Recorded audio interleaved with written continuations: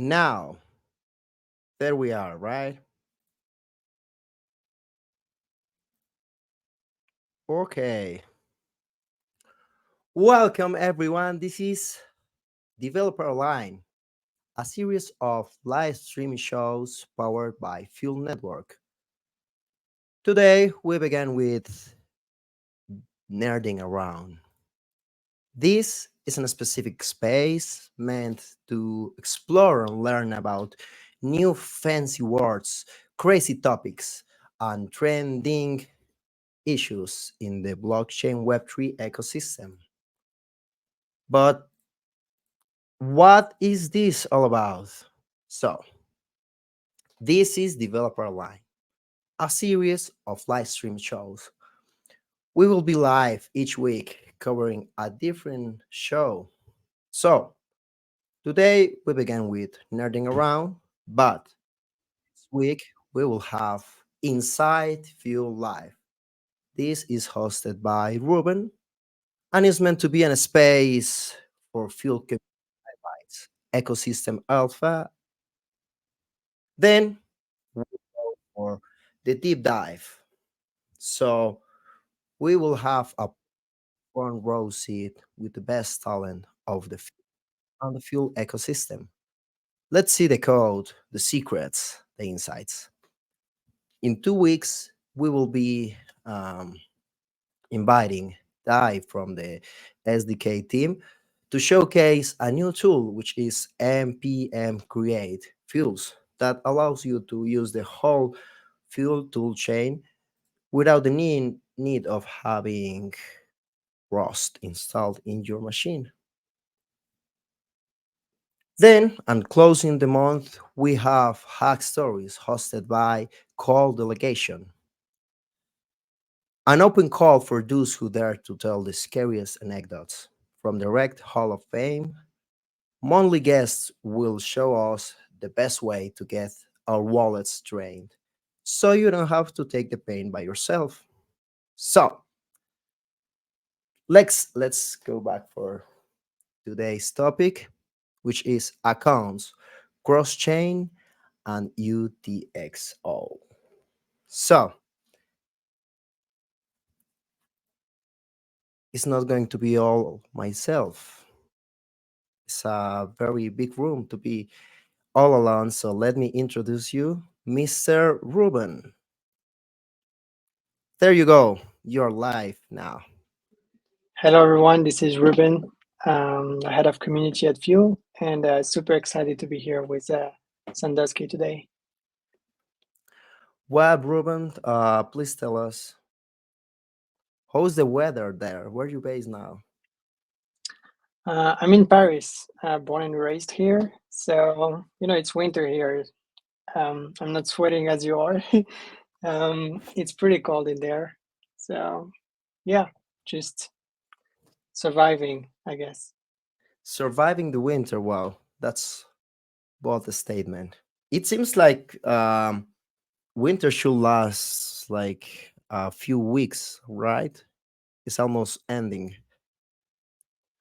Yeah. And then we're going to Denver to get even more cold. So, yeah. Is there any kind of alpha regarding ETH Denver on the fuel side? So we're hosting Execution Day. So if you're coming to Denver, I invite you all to join the event. We'll share the link to the event right here in a bit. But yeah, it's going to be a super exciting event, and we'll also have a booth at the main East Denver event.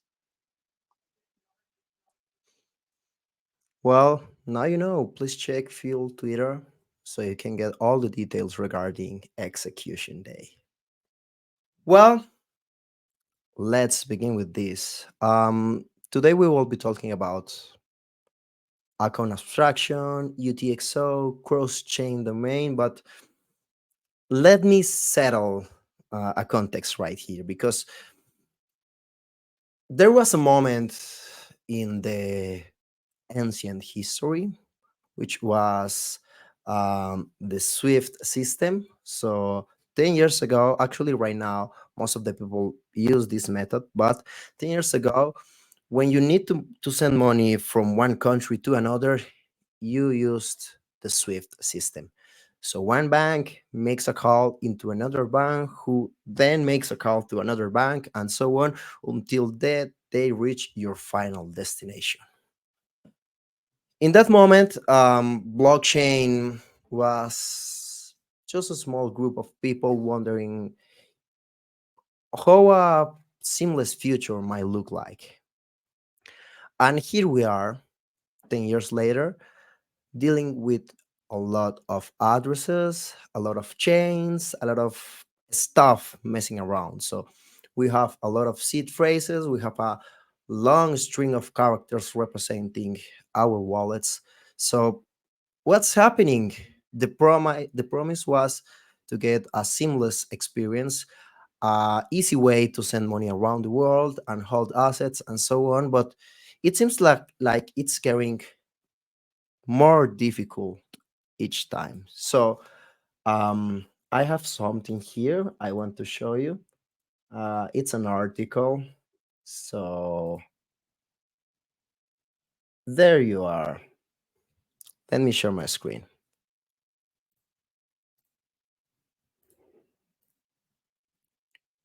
There you go. Web3 adoption will be impossible without intuitive UX and convenience. What's happening, Ruben? Why are we so far behind of this seamless future? Well, I guess there is a big gap between what we want people to be, like in terms of using the chain, like where we want to be and where we are right now. There is a big gap. We expect people to be using blockchain, but the thing is the UX is very bad, at least for non-crypto native people. Like for us who's been there for years, it's easy, it's business as usual. But for most people, like your family who just know about Bitcoin or all this stuff, for them it's Chinese. Like, and I'm not even talking about simplified Chinese. I'm talking about the ancient stuff. This is really bad for most of people. Crypto is associated with scams for most crypto not native, and yeah, there is a big gap to fill. Blockchain doesn't feel like Web2 applications. It's complicated. You have to download a wallet. You have to be responsible for that wallet. You have to save your private keys, and sky is the limit. Like there is a big gap to fill before we can see a mass adoption and intuitive UX on blockchain. I think all of us have been there, like trying to onboard someone from the family, maybe somebody who is not on the computer all the time, and it gets so difficult because there's a lot of fancy words going around there, and most of the time it seems like it doesn't make sense. So yeah, we have a big UX problem. Sometimes even for Web 2, trad finance, and so on, there's a lot of people having issues calling the bank all the time, trying just to log into their home banking applications. So yeah, without UX, like really good UX, it's really hard to get like mass adoption of the Web3 ecosystem. And I think a big proof of that is current ETF in the United States.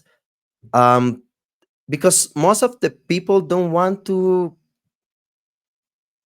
have their own keys. They don't want to uh, be accountable and responsible for their own money. So they feel secure delegating that administration to a third party. But it's not the truth for all of us. And as a community, I think we are not so that happy with ETFs, like having big hedge funds taking care of our crypto. So yeah, this is the context where we start talking about account abstraction. So what's account abstraction, right? Let me show you another slide. It's not on a slide, but it's an article. So it's this one. We call it account abstraction, right? But um, I think smart accounts makes a lot of sense rather than account abstraction, because abstraction is too abstract to be in the common language. So I think smart accounts is a better wording for this, because actually it's merging smart contracts and accounts and using those smart contracts everywhere and having special powers like um, social recovery and so on. How do you feel about account abstraction? Because it looked like a few months ago it was like a trending topic and everyone was trying to onboard themselves into account abstraction and got into mainnet Ethereum, but suddenly everything went so quiet. How do you feel about that, Ruben?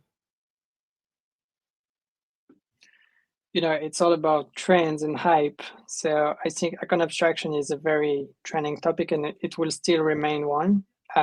It's just about understanding what it's meant for, and because it's a buzzword. In blockchain, there's a lot of buzzwords. Icon abstraction is one of them. A lot of people don't really understand what is this about. So basically, what is icon abstraction? So when you have a transaction on chain, you have to sign to approve for it. Icon abstraction can remove a lot of heavy loads. So, for instance, let's say you want to swap a coin. So you're going to have first to approve the pair that you want to swap. So, for instance, you want to swap ETH to USDC. You'll have to approve the USDC to ETH pair, and then you'll have to approve the signing transaction. And so this is struggling for a lot of people because then you cannot really automate transactions. It's a bit of a burden because you have to approve every transaction you make, and a lot of people don't really understand what they're signing, especially when you see all those hashes and stuff.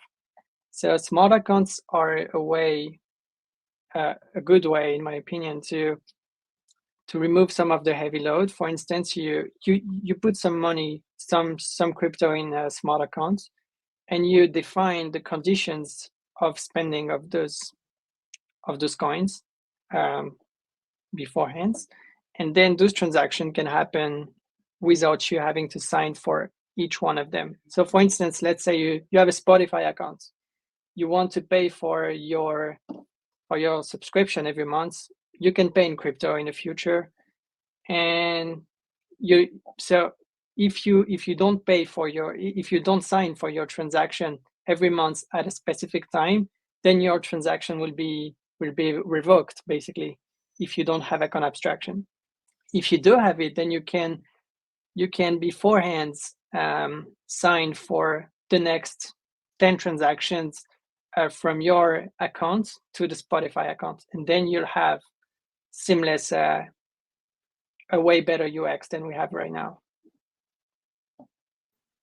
So it's like I don't have to spend, like I don't have to go to my Spotify account each month and start making my payment, but I can like pre-approve some sort of amount, so it can be used for this recurrent payment subscription and so on, right? Well, it seems like you are telling a history about struggling so much with buzzwords and face fancy stuff, and I think it's a story we faced most of the time. Like for many of us, this is like not a big deal. We have been messing with blockchain for a while, so it feels so easy to just open the wallet and do some stuff. But even us with a lot of experience end up facing a lot of painful moments, maybe even getting hacked and so on. But I think there's a key word here, which is complexity. Doing anything in blockchain is complex. As you can see in this article, we see like you have to manage all sorts of really cumbersome stuff around gas fee estimations, signatures, account recovery, and so on.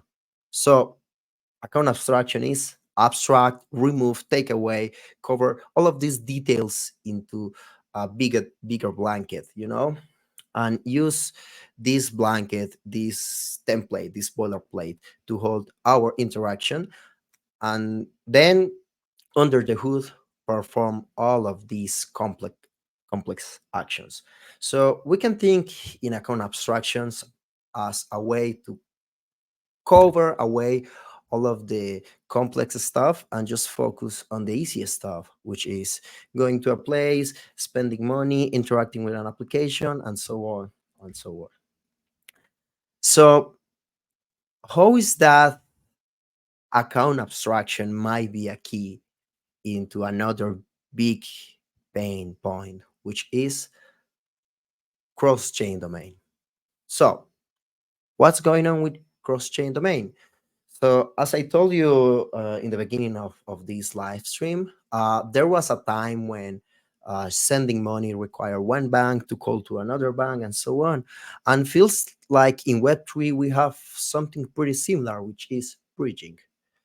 A bridge, it's a place where you deposit money into one contract and you get money into another chain. And there have been a lot of cases where bridge get attacked by hackers who are willing to drain that honeypot inside the bridge. So it feels painful to just get into one account into one blockchain, and then you have to interact with a lot of blockchains. So maybe there's a cool application in Solana, but you have your account on Avalanche, so you have to start messing around. So what's going on between account abstraction and cross-chain domain? Because it feels like this kind of technology can solve that problem. How do you feel about that, Ruben? Yeah, well, I feel like cross domain is a very trending topic for a lot of reasons. So first, there is the new EIP 4844 that will enable a lot of stuff to happen. So before we get there, let's talk about the big problems in cross domains and what does it solve. So the first one would be fragmented liquidity and aggregation needs. So as blockchain grow, there is new rollups, there is new app chains, and uh, and so the liquidity becomes fragmented, and this leads us to dispersed yields and users. And so then there is also the rollups and the cross-domain communication. So basically, with the rise of rollups, so we are aiming for a world of millions of rollups that will face limitations in cross rollup communication if this is not addressed. Um, We'll have resembling isolated chains. Um, we'll have shared sequencing that might, alleviate a bit some communication issues, but most rollups will still struggle with these challenges, and that's where cross domain comes in. So basically, cross domains is a way to to bring interoperability between rollups and between chains in a very flawless way, in a way that it's very secure and it's very fast. So you can have IBC as an example. So IBC is the inter blockchain communication protocol. So it's basically creating routes for non-fungible tokens and tokens in general to take a different path to achieve a specific road between two chains without taking any how do we say that exactly? Yeah, let's go through that. So decoding IBC protocol. Yeah, you want to go through that, Sandusky? Yeah, for sure. Um,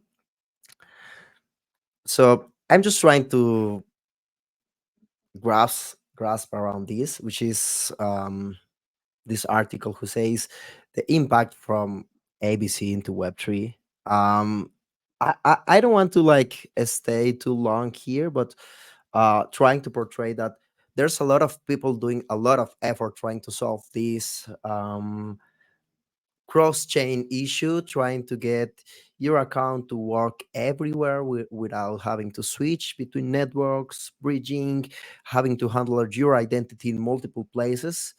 um, as you can see here, interoperability is not just a convenience. It's not something you would like to have, but rather uh, must to have feature in the Web3 space. But feels um, feels to me like at this point we've been just working around the concept of account abstraction being based off the concept of accounts. Basically, um, we always call our Web3 identity as wallets, but a wallet is a place where you save your money, like a place where you physically store your cards and your money. But Web3 is not like that. Like a wallet is not a wallet because your money is not on your hands. Your money is on the chain. So um, we talk about accounts because we have some sort of username and then we have some sort of password and then we have money being represented or assigned to that account. I think this article right here makes a perfect example of this, which is account number 12345 has a name and has a balance. So I would like to draw a line right here, which is up to this point, we assume the whole time that accounts are the right way to go. Having this some sort of big dictionary of names and balances, and we don't even question if this approach is actually the best way to do it, basically because has a lot of state overhead management. Like you need to sort a lot of this information in cryptographic roots. So, in order to update this information, you have to unpack all of these accounts and addresses, unhash them together, and then go to the specific place you want to update the balance, and then go back and hash everything back again, and then send everything into the block. And it's getting expensive. It's getting slow. We end up having a lot of layer two or three or five solutions.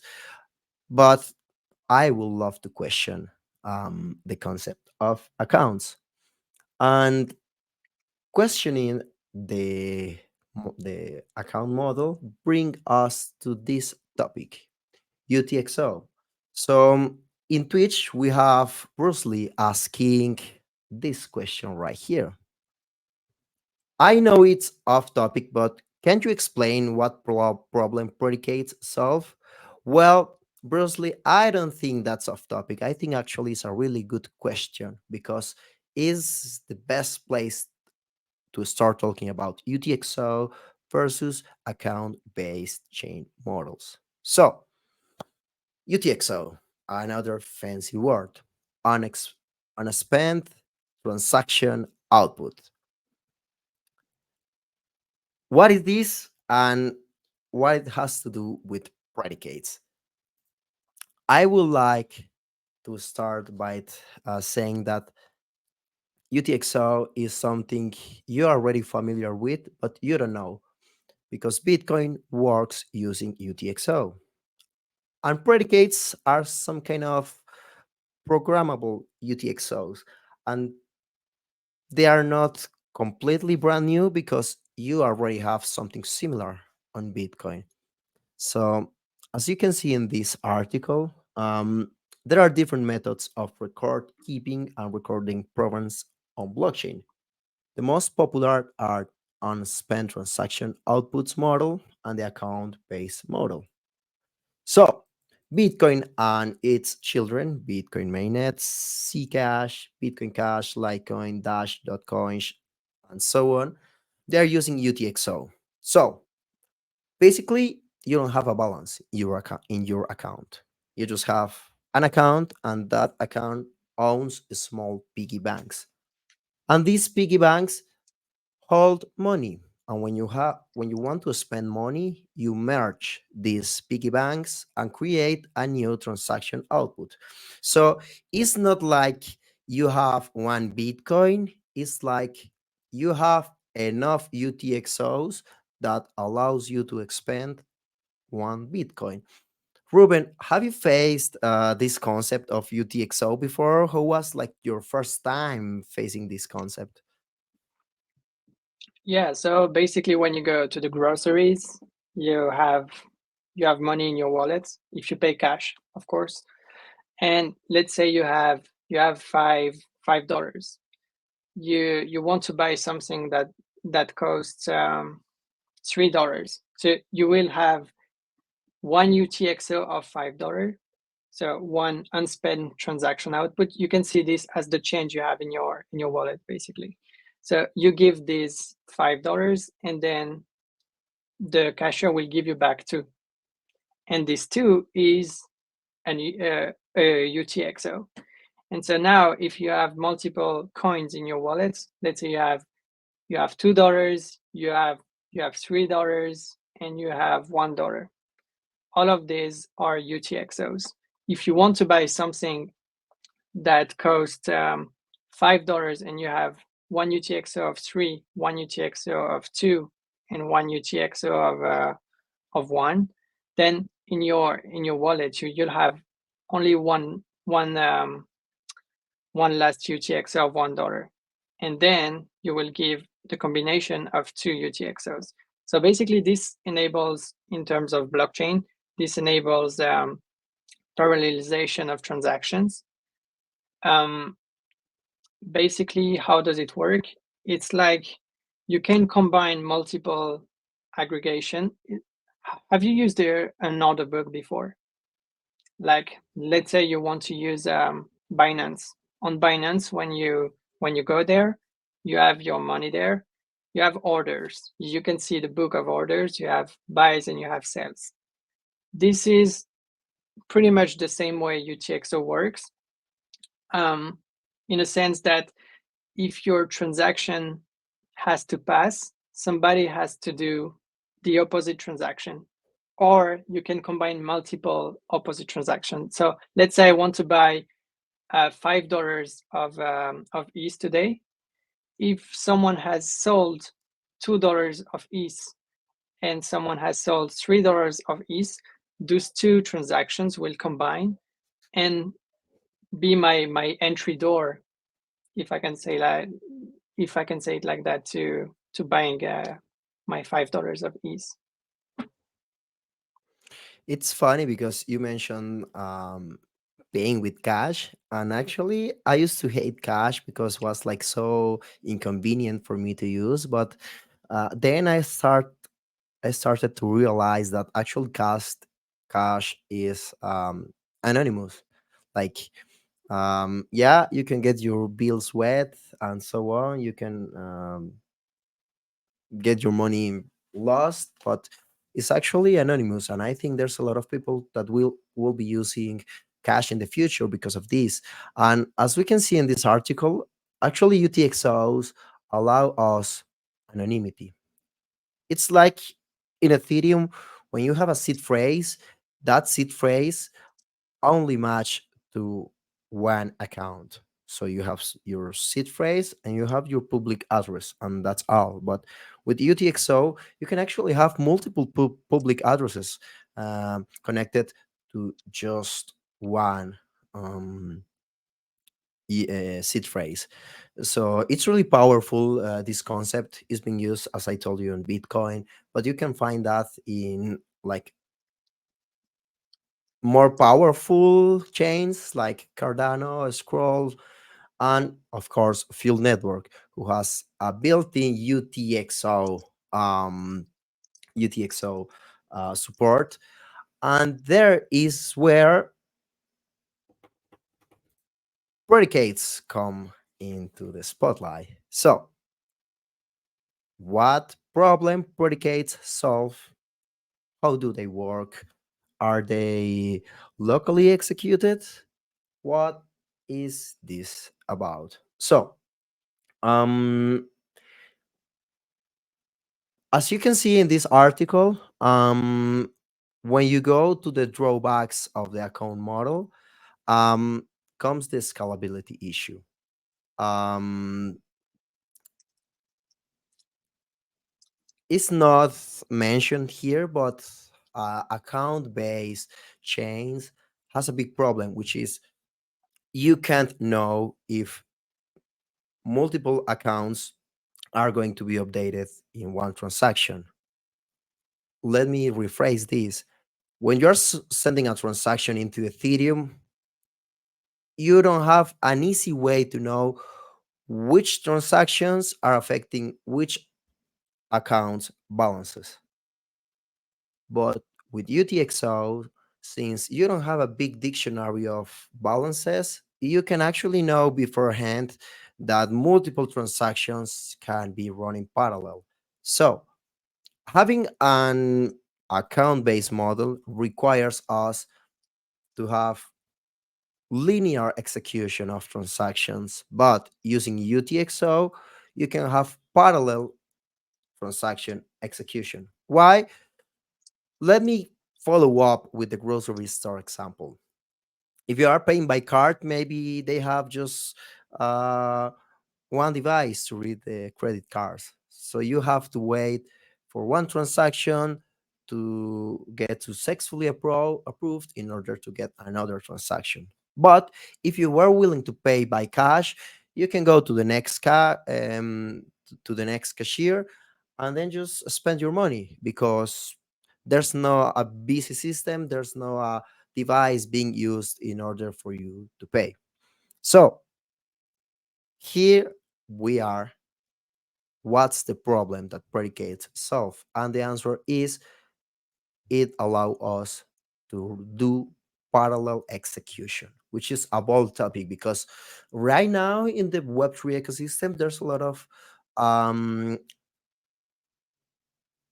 there's a race going on between who gets the most TPS, who gets the most performative chain, uh, because the threshold right now is like Visa. Like you can use credit cards. Why would you like to use Bitcoin instead or blockchain or whatever it is? Because it's too slow most of the time. Just sending anything through Ethereum mainnet or maybe Bitcoin gets too much time. So in order to try to fight against this trad trad finance um, monopoly, we need parallel transaction. And these are the predicates. The predicates are conditions to spend money. How does this work? How a coin can be conditional, or maybe a bill can be conditional. It's like I own the money, I can spend the money. How do you feel about this, Ruben? Doesn't make you feel like confused? Yeah, enlighten me. Well, the first time I got to this concept was, I think, 2021, which was when Bitcoin announced Taproot. So it was like, oh, smart contracts are coming to Bitcoin, and made me so confused because there's no state in Bitcoin. Like, you can't go to Bitcoin and check the current state. The current state is just going through all the chain and trying to merge all of these UTXO and trying to understand what's going on. But the article I was reading at that time was actually explaining that Taproot in Bitcoin was a way to log money into some kind of software account. So you transfer the money to an account who is not controlled by a person but a code. So we can think in predicates as robots. Let's imagine uh, Ruben and I are trying to make a bet.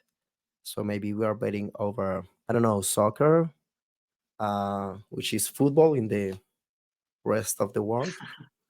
So yeah, we are betting in any kind of a sport. So you have money beforehand, you have a sport match going on, and then you have a result.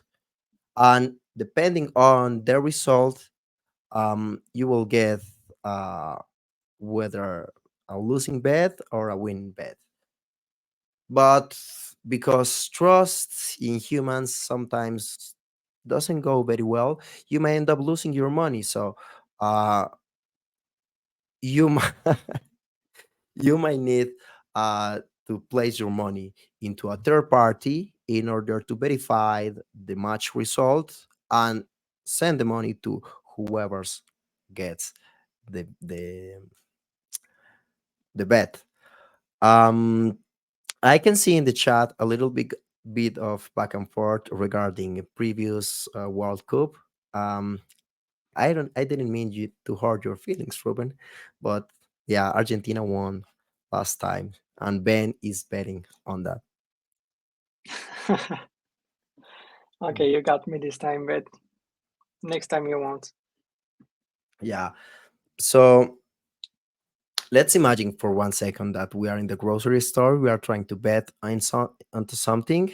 Uh, so we give our money into a robot, and this robot is watching the news.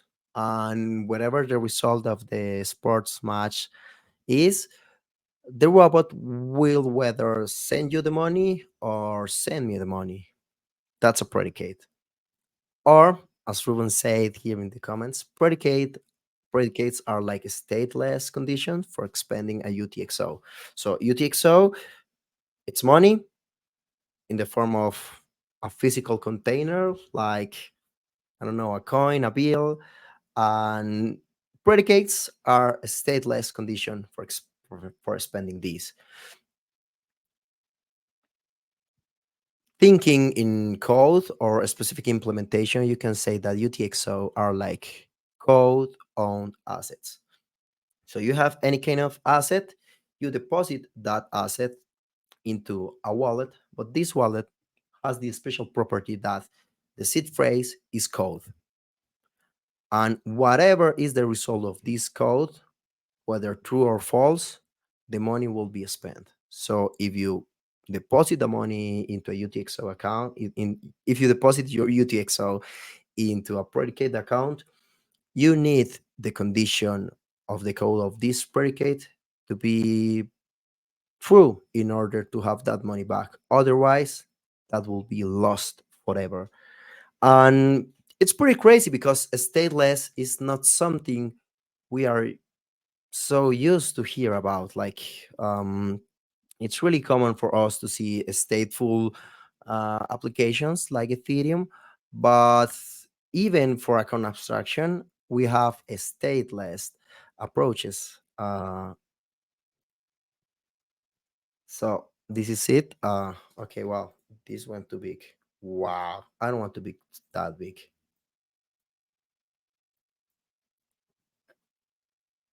This is better. Okay. So we have a question. Is Ooh, can you hear me right? But you can see me.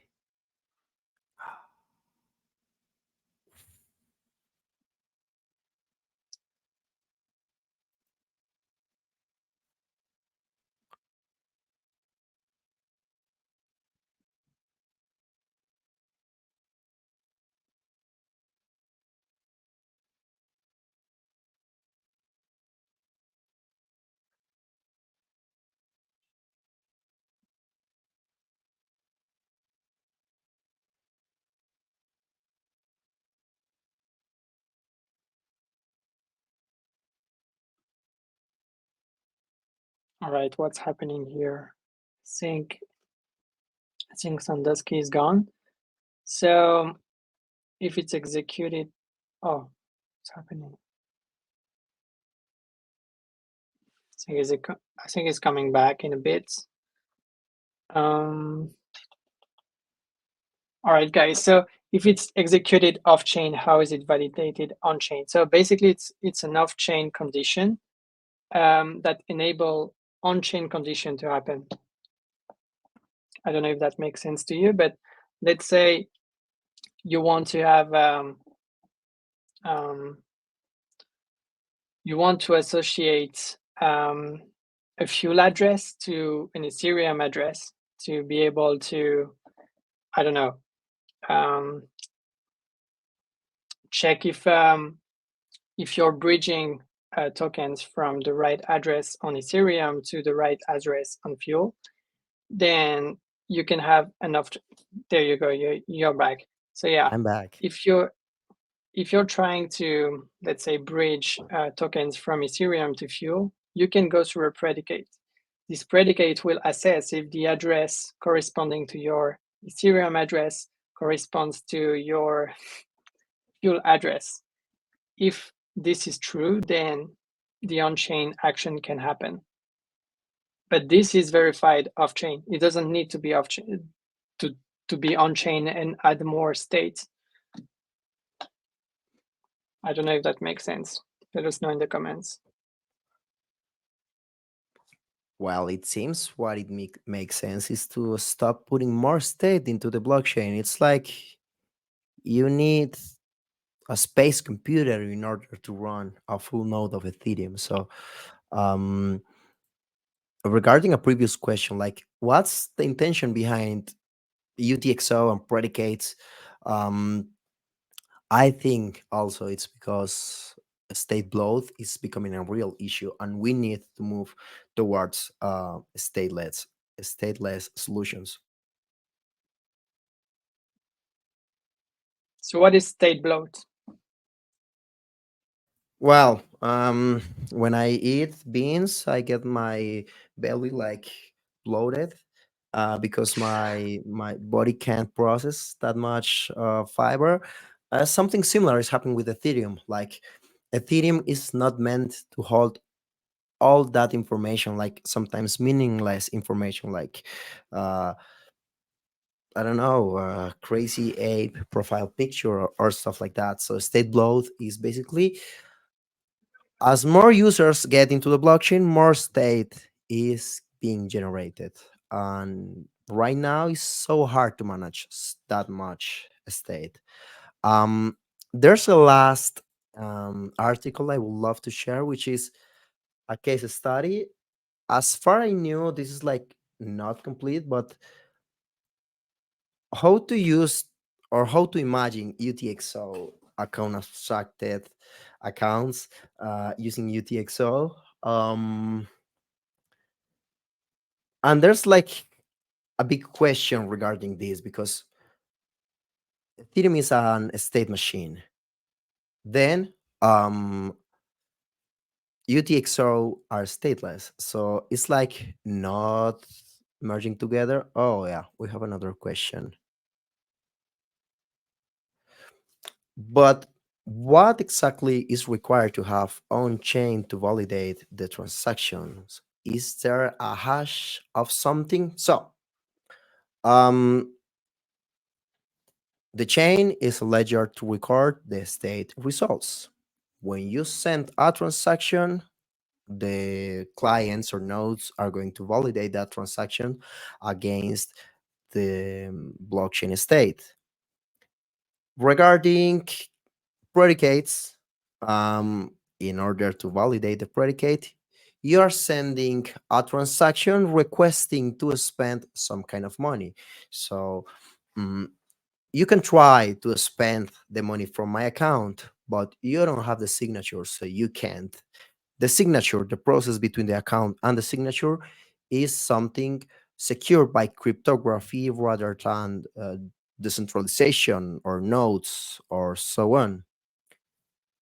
When you're trying to validate the signature of a predicate, you need not only the seed phrase, which is the code, not only the transaction request, but the seed phrase code execution. So, a predicate only has access to its own transaction. That means the predicate won't be able to access the blockchain state. So, in order to spend a predicate, you need to fulfill a condition within the transaction. For instance, I have a predicate with 5 coins, and these 5 coins are meant to be spent only if Ruben has more money than me. So I can deposit Ruben's money in one transaction and use that deposit as an input to the predicate. So the client is going to try to run that predicate. That predicate will access Ruben's transaction, will check the amount of money is being sent, and regarding that is going to spend or not the money. So the process of running, validating, and spending a predicate can be off chain because of cryptography magic. At the same way as we spend our own money from our own wallets by sending signatures using our own private key, you do the same with predicates, but you have to add an additional step, which is executing the predicate. Um, it seems like a crazy topic, right? Uh, there's not so much people in the space, right, trying to solve this state bloat problem, using a stateless execution to do parallel transactions and so on. And it feels like we've been talking for a while now. I think it's a good moment to drop it. And I don't know, let us know if you want deep dive on predicates. Maybe it's already scheduled, maybe not. Yeah, why don't you guys give us some good topics for next time? That You will can be drop some amazing. comments if you like. Yeah. Yeah. However, it doesn't have to be right now because, as you might see, there's some people in Twitch, there's some people in Twitter. Um, you can try and get um, reach us and maybe drop us a DM, maybe retweet something and say, "Hey, I would love this topic to be uh, Barricades deep dive will be a really interesting. Not that I'm biased or anything. Oh, I know you are not. And this was great, Yeah, says Boss and if you Bros. have ideas for cool guests that we could have on board for the next session, also we can try and reach out. It looks like that. Yeah. Anyway, thank you guys for listening. Was super happy to be a part of it, and thank you, Sandusky, too, for having me here.